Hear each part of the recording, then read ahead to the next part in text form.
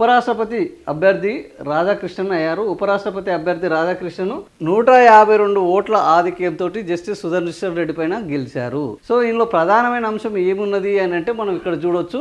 ఈరోజు మనం చూస్తే 14 మంది గైర్హాజరయ్యారు, 15 మంది చెల్లని ఓట్లైనాయి. డిఎంకే సహా 15 మందికి పైగా విపక్ష ఎంపీల క్రాస్ ఓటింగ్ జరిగింది. ఇక్కడ అసలు విపక్షాల నుంచి వెళ్ళి అధికార పక్షానికి క్రాస్ ఓటింగ్ జరగడం అనేది ఇక్కడ ప్రధానమైన అంశము.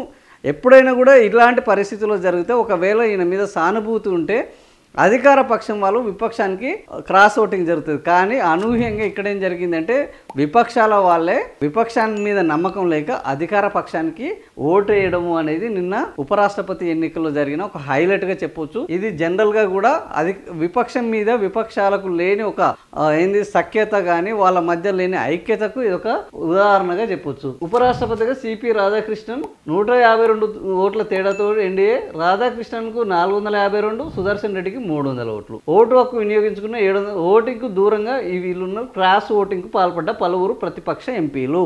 అంటే ప్రతిపక్ష ఎంపీలే ఈరోజు క్రాస్ ఓటింగ్ కు ఎవరికి అధికార పక్షానికి పాల్పడ్డారు. ఇందులో చూస్తే కూడా రాధాకృష్ణ 152 ఓట్ల తేడాతో ఇండియా కూటమి క్యాండిడేట్ పై గెలుపు. రాధాకృష్ణకు 452 మొదటి ప్రాధాన్యతలు, సుదర్శన్ రెడ్డికి 300, ఓటు హక్కు వినియోగించుకున్న 720, 14 ఇన్వాలిడ్, 98% ఓటింగ్ కు దూరంగా ఉన్న బీఆర్ఎస్ బీజేడీ. తమిళనాడు నుంచి ఈ పదవి చేపట్టనున్న మూడో నేత. ఉపరాష్ట్రపతి ఎన్నికల్లో రాధాకృష్ణకు 452, సుదర్శన్ రెడ్డికి 300, 152 ఓట్ల తేడాతో గెలుపొందారు. 98% పోలింగ్ నమోదు. ఇండియా కూటమి నుంచి పలువురు ఎంపీల క్రాస్ ఓటింగు. సుదర్శన్ రెడ్డికి 324 ఎంపీల మద్దతు ఉందని భావించిన 300 ఓట్లకే పరిమితం. రాధాకృష్ణన్కు రాష్ట్రపతి, ప్రధాని అమిత్ షా, ఖర్గే శుభాకాంక్షలు. ఎంపీల తీర్పును అంగీకరిస్తున్నట్లు జస్టిస్ సుదర్శన్ రెడ్డి ప్రకటన.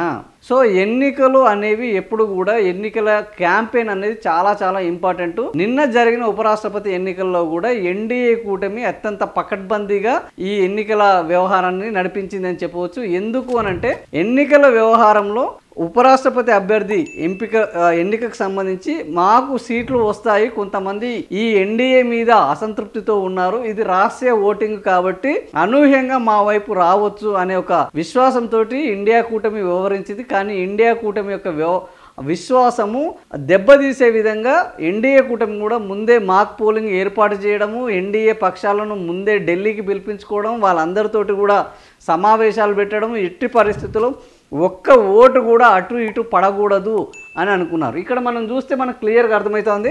324 ఈరోజు 324 అంటే వీళ్ళ యొక్క బలం ఏందయ్యా అంటే 324 వీళ్ళకు ఓట్లు వస్తాయనుకున్నారు. ఇండియా కూటమికి 324 వస్తాయని అనుకున్నారు. కానీ చివరికి వచ్చింది ఏంటంటే 300 ఓట్లు. 24 మంది ఎంపీలు. 24 మంది ఎంపీలు అనేది సామాన్యమైన విషయం కాదు. సో 24 మంది ఎంపీలు ఈరోజు ఇండియా కూటమి పట్ల ఒక నమ్మకాన్ని ప్రదర్శించకుండా ఇండియా కూటమి వైపు వెళ్ళారు. ఇందులో అదర్స్ అనే వాళ్ళు లేరు. ఇది కేవలం ఇతరులు కాదు, వీళ్ళు పర్ఫెక్ట్ గా వీళ్ళు అనుకున్న వాళ్ళే. ఈ ఇతరుల్లోనే ఇటీవల వైసీపీ నుంచి ఒక 2-3 వేశారు అన్న ఒక నమ్మకం కూడా ఉన్నది. అది మనం ఇందులో చూడొచ్చు. ఉపరాష్ట్రపతి అభ్యర్థిగా ఈరోజు 452 మంది అకాలీదళ 12 మందికి చెందిన వాళ్ళు క్రాస్ ఓటింగ్ జరిగింది. ఎన్డీఏ కూటమికి 427 ఓట్లు పడ్డాయి. వైసీపీకి ఎన్డీఏకి మద్దతు ప్రకటించింది.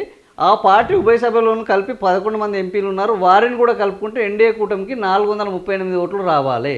కానీ ఆ కూటమికి సిపి రాధాకృష్ణన్కు అనూహ్యంగా 452 వచ్చాయి. అంటే ఇండియా కూటమి నుంచి 14 మంది ఎన్డీఏకి క్రాస్ ఓటింగ్ చేశారు. జస్టిస్ సుదర్శన్ రెడ్డికి ఓటు వేసినట్టు. అదే సమయంలో ఎన్డీఏ కూటమికి మద్దతు తెలిపిన వైసీపీ ఎంపీల్లో 2 ఇండియా కూటమికి. ఇక్కడ మనం ఇది చూడొచ్చు. ఎవరు అంటే 2 ఇండియా కూటమికి అభ్యర్థికి జస్టిస్. అంటే ఈరోజు 11 మంది ఎంపీలు ఉంటే ఆ 11 మందిలో 2 ఎంపీలు మాత్రము జగన్ మాటను కాదన్నారా, లేకపోతే జగనే వాళ్ళకు 2 వేయండి వీళ్ళకు 9 వేయండి అని వాళ్ళకు సూచించారా, లేదా ఇది రహస్య ఓటింగ్ కదా ఏ విధంగా బయటపడుతుందని ఒక విశ్వాసంతో ఓవరాల్గా ఒక 2 మాత్రం వేసినట్టు ఈ వార్తలు చెప్తున్నారు. ఇది తేలాల్సిన అవసరం ఉంది. నిజంగానే వీళ్ళందరూ కూడా వేస్తే వీళ్ళకు ఇంకా ఓట్లు పెరగాలి. కానీ అది ఒక 2 ఓట్లు తగ్గినాయి. ఈరోజు ఇక్కడ చూడొచ్చు ఎన్డీఏ కూటమికి 438 ఓట్లు మాత్రమే రావాలి.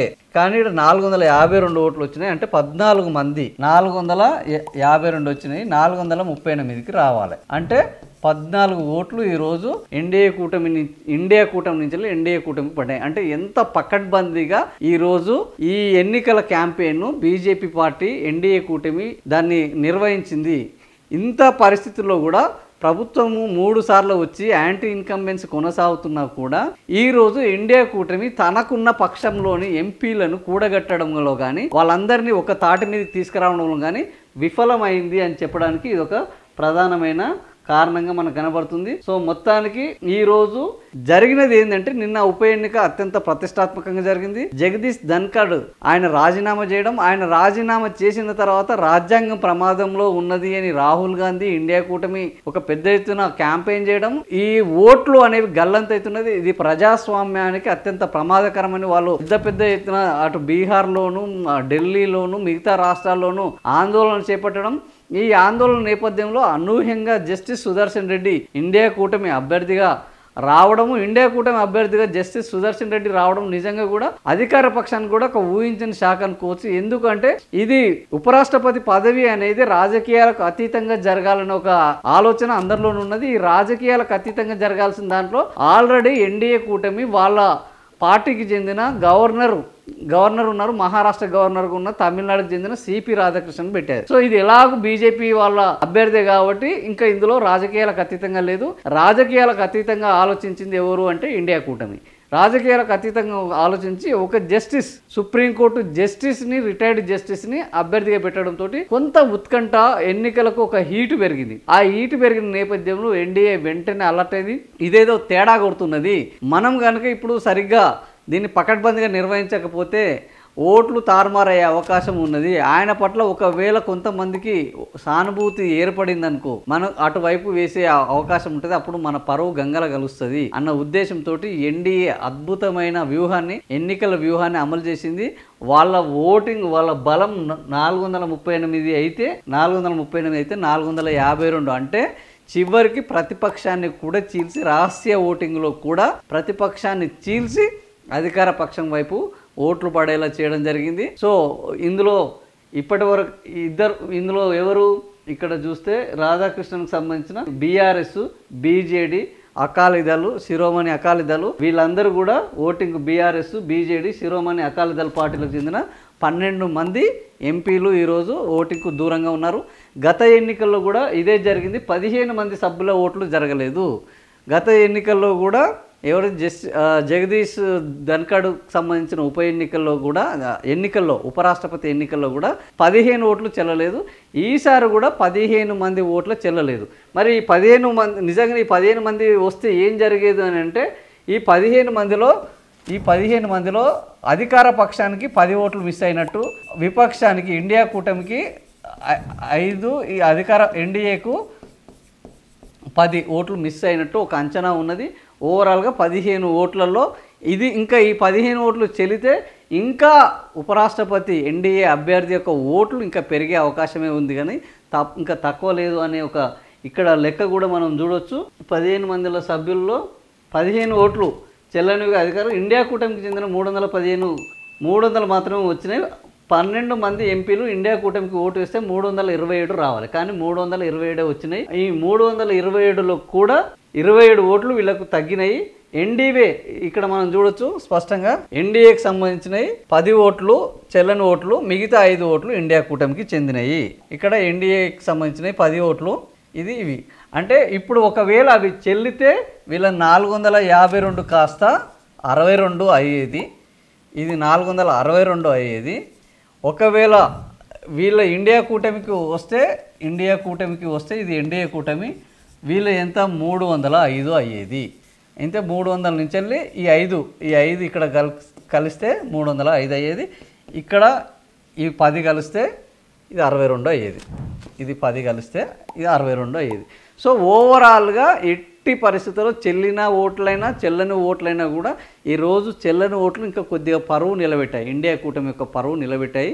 నిజంగా అన్ని ఓట్లు చెల్లి ఉంటే ఈరోజు వాళ్ళు ఇంకా 10 ఓట్ల లీడింగ్లో ఇంకా అదనంగా ఉండేవాళ్ళు.